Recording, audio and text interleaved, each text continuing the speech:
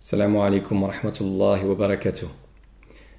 Aujourd'hui, je vous propose de voir quelques versets qu'on trouve dans Surat al-Baqarah. Al-Baqarah est la deuxième surat qui vient après Surat al-Fatiha dans le Coran et qui est descendue essentiellement durant la période médinoise.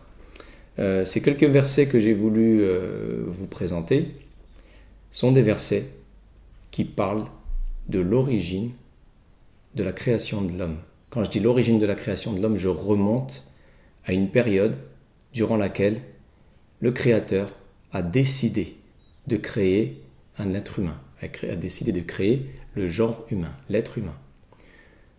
C'est dire que ça remonte très loin. أعوذ بالله من الشيطان الرجيم وإذ قال ربك للملائكة إني جاعل في الأرض خليفة قالوا أتجعل فيها من يفسد فيها ويسفك الدماء ونحن نسبح بحمدك ونقدس لك قال إني أعلم ما لا تعلمون. Puis vint le jour où ton Seigneur dit aux anges: Je vais installer un représentant sur la terre, et les anges de répondre: Vas-tu établir quelqu'un qui fera régner le mal et y répandra le sang, alors que nous te glorifions et célébrons tes louanges. Le Seigneur leur répondit: Je sais ce que vous ne savez pas. Inni a'lamu ma la ta'lamun. Alors ici, on va voir que dans ce verset, il y a beaucoup de choses intéressantes à souligner et à méditer. Ce qui est magnifique ici, c'est que Dieu, subhanahu wa ta'ala, malgré qu'il ait des anges, a décidé de créer l'homme. Quand on dit l'homme, on parle avec un H majuscule, donc on englobe l'homme et la femme, qui sont tous deux égaux dans la possibilité d'aller à Dieu subhanahu wa ta'ala, qui sont tous deux égaux face au jugement que Dieu subhanahu wa ta'ala a établi en fin de parcours. Donc on tranche ici avec la conception qui aurait un sexe, privé de la possibilité d'atteindre Dieu subhanahu wa ta'ala, et il n'en est pas question à travers le Coran.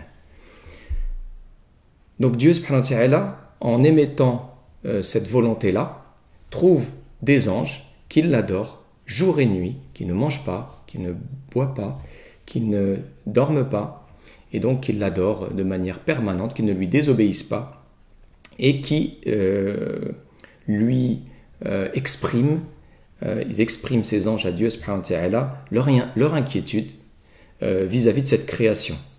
Et donc ils expriment une certaine finalement résistance. Dieu subhanahu wa ta'ala maintient sa volonté et leur dit: je sais ce que vous ne savez pas. Ici il y a un enseignement, parce que Dieu subhanahu wa ta'ala ne donne pas de réponse tout de suite. Il laisse les choses se réaliser et donner leur réponse d'elles-mêmes. Alors quelle est cette réponse? Quelle est cette réponse que Dieu subhanahu wa ta'ala va apporter aux anges? Dans la suite de la sourate, effectivement, il va montrer en quoi Adam alayhi salam, il a un savoir que les anges n'ont pas. Mais cette réponse-là, elle est cyclique. Elle revient de manière régulière et on le voit à travers certains hadiths, notamment celui qui nous parle de l'Hajj. Lorsque tous ces hommes et ces femmes sont sur le territoire de Arafat, fatigués, pleins de poussière, à attendre et à espérer la miséricorde de Dieu subhanahu wa ta'ala, il y a un hadith qui nous dit que Dieu est fier devant ses anges de leur présenter ses créatures.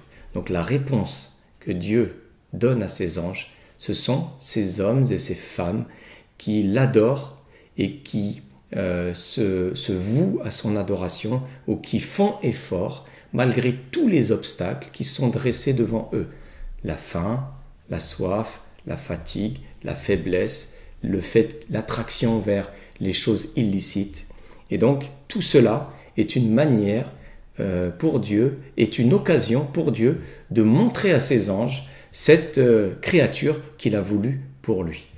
L'autre hadith que je voulais vous citer, ou vous souligner, sans vous le rapporter forcément mot à mot, c'est le hadith qui parle de ces personnes qui se rassemblent à n'importe quel moment pour mentionner Dieu subhanahu wa ta'ala. Dieu a consacré des anges qui parcourent les voies publiques pour trouver ces assemblées et n'ont d'autres préoccupations que ça. Et lorsqu'ils trouvent ces assemblées, ils les entourent de leurs ailes jusqu'à ce qu'ils aient jusqu'à ce qu'ils soient devant Dieu subhanahu wa ta'ala, tellement ils sont nombreux.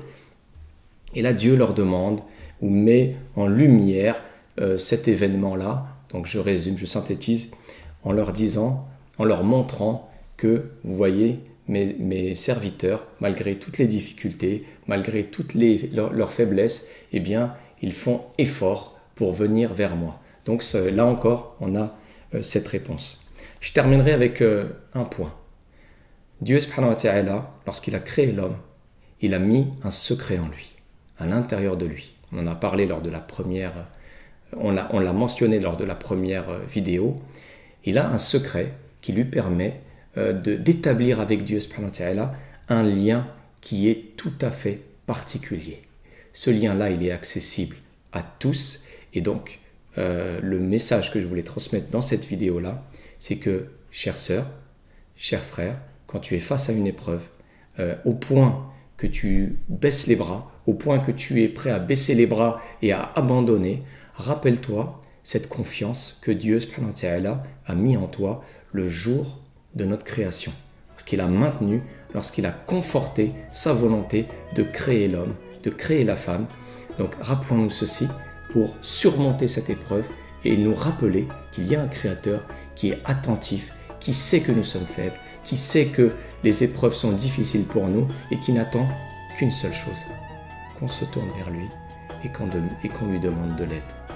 أقول قولي هذا واستغفر الله والسلام عليكم ورحمة الله وبركاته.